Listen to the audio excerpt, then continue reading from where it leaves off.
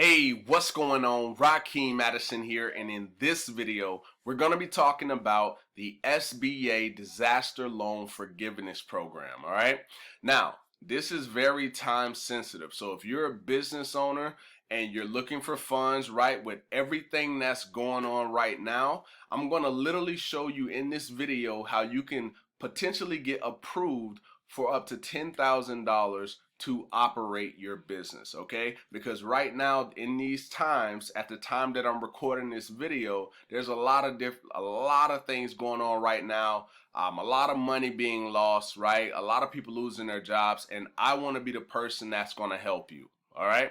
So with that being said, like I said, this is time sensitive, so I want you, when I start to go over how to fill out this form correctly, I want you to follow step by step with me. So right now in the description, there's going to be a link, okay? It's going to be the first link in the description. It's going to be the link that says COVID-19 in it, okay? Click on that, open up another tab, and I want you to look at this video and literally go step by step as I show you how to fill out this form, all right? Now, before I do that, I want to answer the question that I've been seeing tons and tons and tons of people on the internet asking, in regards to this particular program right here, all right? Now, that question, I decided that I wanted to get accurate information. I didn't just want to, go off what people were saying in their videos. I actually went ahead and I downloaded on my computer the actual official signed bill. Okay, so as you can see, it's 335 pages. As you can see here, it says authenticated government information. All right, so this is the actual bill. So the question that a lot of people were asking, is it a grant or is it a loan? So let me break that down to you real quick in my own words, and then I'm going to show it to you here in the bill. Okay, so it starts out as a loan. Okay, it starts out as a loan. But the way that it becomes a grant is based on your actual uses of it. Okay, so basically you would have to prove that you actually use the funds to operate your business. Okay, once more, you would have to, in order for it to become a grant, you would have to actually prove, right, when taxes come around the next time, that you actually use the funds for the operation of your business. If you can prove that, that right there would make it a grant. So hopefully that part right there makes sense. I saw a bunch of people asking that question and I didn't really see anybody answering it. So I wanted to go ahead and clarify that up here, but I want to clarify it even more. So what I want to do is I'm going to hit Command F on this actual bill, and I'm going to go down to the section because what I decided to, like I said, I want to give you accurate information right from the script. All right, so here we go. So I'm gonna go down until I see it because I found it before I watched this video. Okay, so let me actually go back. Here, hold on just a minute. All right, so repayment. All right, let's find it again. I actually skipped over it. Okay, so here is the section right here. All right, so I'm gonna actually zoom in. All right, so here we go. I'm zoomed all the way in. So hopefully you guys can see this. Okay, it says repayment. An applicant shall not be required to repay any amounts of an advance provided under this subsection, even if subsequently denied a loan under Section 7B2 of the Small Business Act. So that right there clears everything up. This is a forgiven loan, okay? An applicant shall not be required to repay any amounts of this advance provided under this subsection. Okay, so scrolling back to the top, let me actually get off this right here, and I'm gonna scroll back up and let me zoom out real quickly. All right, so I went back to the 100. Now I want to show you, just so you know, that this is related to the coronavirus. Okay, so you can see right here, it says it up at the top. This act may be cited as the coronavirus aid relief. So this is the real bill. Okay. So now let's get into how to fill this form out. Okay, this is where it gets easy, okay? So this is where I want you to be going from the video to the page, from the video to the page, so you can get exactly how to get this thing done, all right? Because like I said, it's time sensitive and it's only available to 1 million business owners. And as we all know, there's way more than 1 million business owners in the world. I think it's like 30 million or probably even more. All right. So with that being said, let's get into it. All right. So first thing, this is the page that you should see in front of you right now. Okay. So what we're going to do, you can see there's 5 sections. Boom, boom, boom, boom, boom. All right. So what we're going to do, you can read this information if you want to.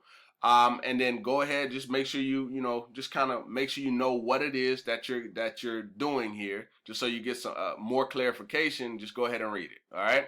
Now, once you get down here, this is going to apply to your business. Okay. Now, my business is a business that does not have 500 employees, but yours may be a cooperative, or you may have an employee stock ownership plan, right?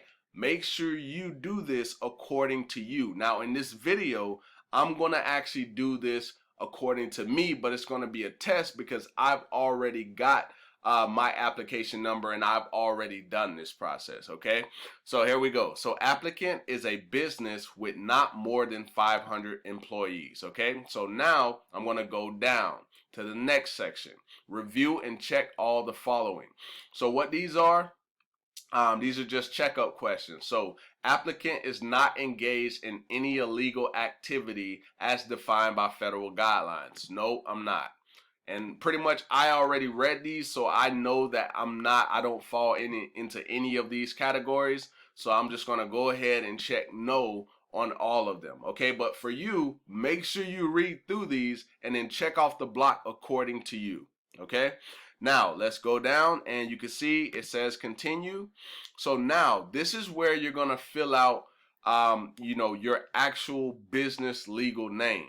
Now if you actually have an LLC, you're going to put your LLC name in this particular box right here. Please don't overcomplicate this, okay? Please. This is a very simple process. Business legal name is your LLC name. Okay. Now, if you have like a trademark, trade name, such as doing business as, then you would put that in this box right here. But if you're a sole proprietor, right, which means that you don't have an LLC and you're actually using your social, right, you're using you as the individual by yourself, then what you're going to do in this box is you're going to put your name. So what I'm going to do in here is I'm going to put business test name. Okay, so that's what it'll be. Let's say that was actually my name, or that was actually my LLC. So in here I'm literally going to hit copy and I'm going to put that same thing in the trade name. Okay, but if you actually have a trade name such as doing business as, then that's what you're going to actually put in there. Hopefully I didn't confuse anybody just in that section right there. All right. All right. So in this is pretty simple. You either put your EIN if you have an LLC, or you put your social if you are for, as you can see there, sole proprietorship. Okay. Now the organization type. So what I'm going to do is I'm just going to put a random number in there. Okay. Boom. All right. So organization type. So if you have a LLC, go ahead and put LLC. If you're acting as a sole proprietor, then make sure you do sole proprietor. Make sure it applies to you. Okay. Boom. So we're done. So now, is the applicant a nonprofit organization? No, I'm not in this case, but if you are, make sure you actually fill that out according to you. Is the applicant a franchise? So if you have multiple, like if you're a franchise and you know that you're a franchise, then go ahead and put yes. But in my case, it's no. All right, so your gross revenue. So whatever you made gross, okay? Not your net, your gross, over the last 12 months. All right, so let's say, for instance, I made 20,000 bucks. All right, but net, I probably, let's say if I brought home, I don't know, 13,000, okay? All right, boom, so that's done. So here, if you have rental properties, then what you want to do here, it says residential and commercial only. Lost rents due to the disaster. Sorry. All right, but in this case, I'm going to put 0. Non-profit cost of operation. If you have a non-profit organization, make sure you actually put that in here, okay? The non-profit cost of operation. I don't have it, so I'm going to put 0. All right, combined annual operating expenses for 12 months. All right, so in this box, I'm going to actually put 0. All right, so right here, list the secular social services provided by the faith-based entity. I don't have that, so I'm going to put non-applicable. Okay, and then compensation from other sources, I'm going to put 0 right there because I don't have any. All right, so then in this box it says provide a brief description of other compensation sources. I'm going to put non-applicable in that particular box. And then over here, what you're going to do is you're going to put your actual business address. Okay, so if you got your LLC and you have, maybe you have a virtual business address, make sure you put the business address that's associated with your LLC. Okay, all right, so I'm just going to put 4567 Lane Road. All right, I know that's not a real address, but we just rolling with it for now. All right, so city, Timbuktu. All right, that'll be the name of the city. Just make sure you're filling this out according to you. Okay. All right, so state, let's just say that the state is Alaska, and we're just gonna go with Cornacarin. All right, we'll just go with Cornacarin County for now, just for this video purposes. All right, so the zip code, just make sure you put a zip code in 34567. I'll roll with that, and the business number will be 345-678-9870. But if you have an actual business phone number, make sure you actually put your business phone number in there. Okay, but if you're a sole proprietor, then you just put your main number. Like if you're a sole proprietor, you're acting as yourself, so you're really just filling in all your personal information. All right. All right, so now if you have a business fax, put all that information into here. We're not going to do that. We're just going to focus on all the ones that have the red asterisk by them, because those are actually what are required. All right, so business email. So let's say, for instance, my business email is businesstest@gmail.com. All right, boom, there we go. All right, so the date that your business was established. So if you have an LLC or you have an S corp, whatever the date that is in your paperwork for your LLC or your S corp, that's the date that you put here, on the date that it was established. Okay. All right, so I'm just going to use a random one, 0809 2000 and okay, 0809 2012. Okay, so we'll just roll with that, and I'm just going to copy that right here. And your situation may be a little bit different. If the current ownership since this date, so maybe you started here, but then the ownership happened a little bit later. If that's the case, put that date in there. But just for this video purposes, we're going to use this right here. All right. All right. So business activity. What is your actual business? So is it an agriculture niche? Is it in automotive? Is it in business services, eating and drinking places, educational services? Go through here and actually pick the industry in which you're in. So just for this, I'm just going to put business services, and I'm going to use either advertising, sales, maybe direct, or mail center, printing. We're just going to use advertising, sales. Now, if you have any employees, make sure you put the amount of employees that you actually have. Now, if you're a sole proprietor, you're technically your own employee. Okay, you're technically your own employee, but you could put 0 right there if that's what you want to do. Okay. All right, so I'm just gonna I'll put 1 there, just since, like I said, you're technically your own employee, really, when you really look at it. So what I'm gonna do here is I'm gonna hit next. All right, so it took me to the next page. Now, is your business owned by a business entity? In my case, no, my business is not owned by a business entity. But if yours is, check the yes box, okay? So I'm going to hit no here.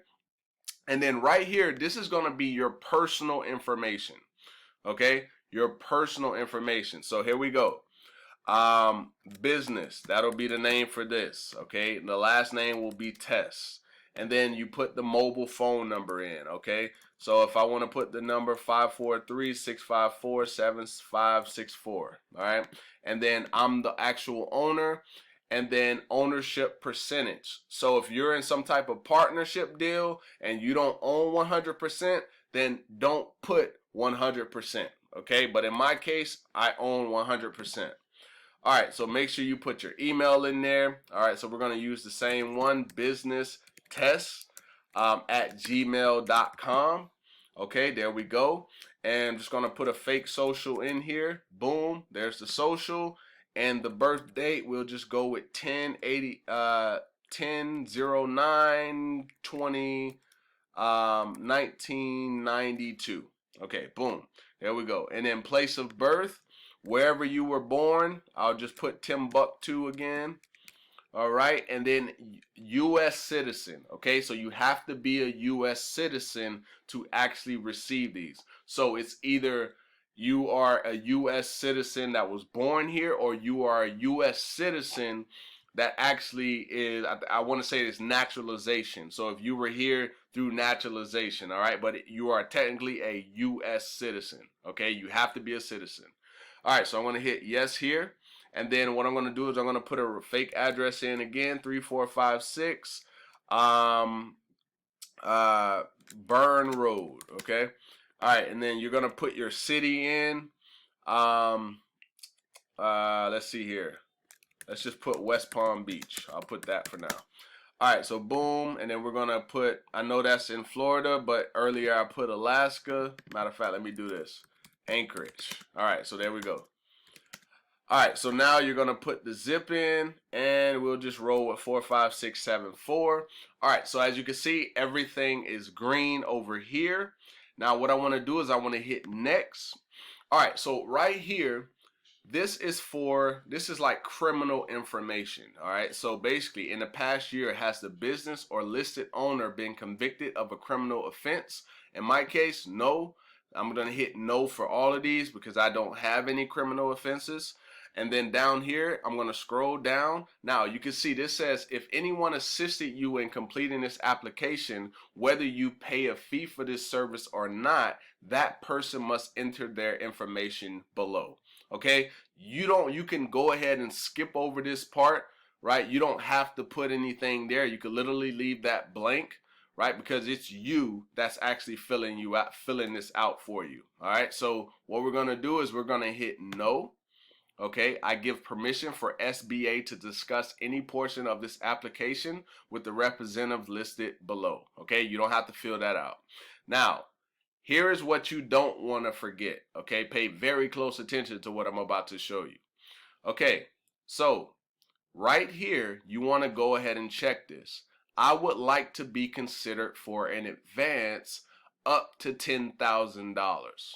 Okay, make sure you do not skip over that particular part right there. All right, now this is where you're going to put your bank name and your account number and your routing number. Okay, and make sure you like really check this over so you don't miss and put like a wrong bank number, because that could be pretty upsetting, especially if you actually, if whoever, whatever banking number you put in actually got approved, or your application got approved, but you put the wrong banking number. Okay, so when you get to this part right here, make sure you look over everything and everything is correct, and then make sure you read this information right here so you know what to expect.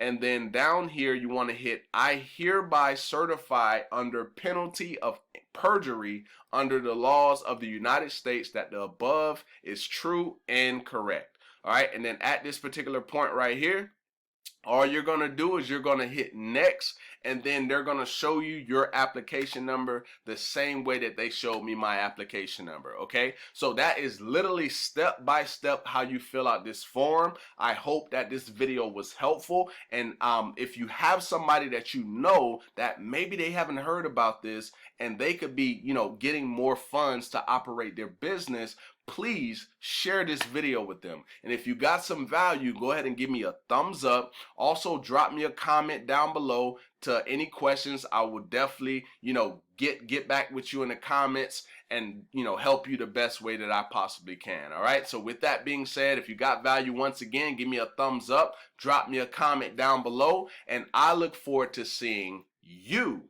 in the next video. Peace.